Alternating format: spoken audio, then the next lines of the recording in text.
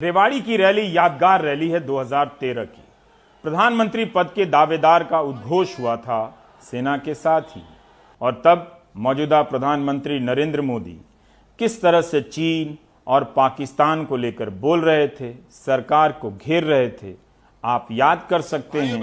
मेरे साथ एक बार फिर से फ्लैशबैक में चल सकते हैं। आए दिन हम संकटों से घिरते चले जा रहे हैं। पाकिस्तान अपनी हरकतों को छोड़ नहीं रहा है। चीन आए दिन आंखें दिखाता रहता है, हमारी धरती पर घुस जाता है। इतना ही नहीं, ब्रह्मपुत्रा की नदी का पानी रोकने पर उतारू है, अरुणाचल प्रदेश को हड़प करने पर उतारू है। देश अगर सामर्थ्यवान होता है तो न चीन भी आंख ऊंची कर सकता है, न पाकिस्तान आए दिन हमें परेशान कर सकता है। तब तो इस भाषा पर खूब तालियां बजी। रेवाड़ी की रैली में कौन लोग आए थे? मंच पर जो लोग मौजूद थे वो सभी सेना से रिटायर हुए बड़े जनरल थे, अफसर थे, और मंच के नीचे जो लोग थे वो सेना से ही रिटायर हुए हमारे जवान थे।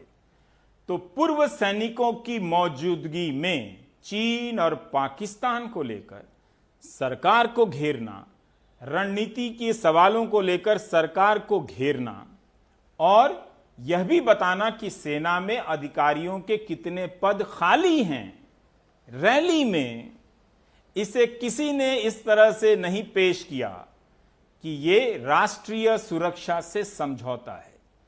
तो अब क्यों राहुल गांधी के पूछे गए सवाल को कहा जा रहा है कि ये राष्ट्रहित से समझौता है? अभी ना तो राहुल गांधी ना ही कांग्रेस के सांसद लद्दाख की तरफ रवाना हुए हैं जांच करने के लिए कि सरकार जो कह रही है वो सही है या नहीं है। अब आप इन खबरों को देखिए जो कह रही हैं कि भाजपा अध्यक्ष के तौर पर गडकरी ने 2010 में 5 लोगों की एक कमेटी बनाई। इसमें भगत सिंह कोश्यारी, राजीव रूडी, राजन सुशांत, निर्मल सिंह तापिर गांव लद्दाख गए थे अप्रैल 2010 में। इंडियन एक्सप्रेस ने 2010 में लिखा था कि ये एक फैक्ट फाइंडिंग कमेटी के रूप में गए थे और उन इलाकों का दौरा करने जहां चीन के कब्जे की खबरें थीं। बाद में पीटीआई ने भी खबर छापी थी। रूडी ने बयान दिया था कि उस इलाके में चीनी गड़ियों के सहारे घुसपैठ बढ़ रहा है, उन इलाकों में इंफ्रास्ट्रक्चर नहीं है, लोग अलग थलग पड़ गए हैं, इसलिए वहां टूरिज्म को बढ़ावा दिया जाए। कहा था कि चीन जिस तरह से घुसपैठ कर रहा है वो चौंकाने वाला है, बिना जंग के ही चीन ने घुसपैठ कर ली है। वो दिन कुछ और थे जब बीजेपी के सांसद टीम बनाकर जांच करने सीमा पर जाते थे कि सरकार सही बोल रही है या नहीं।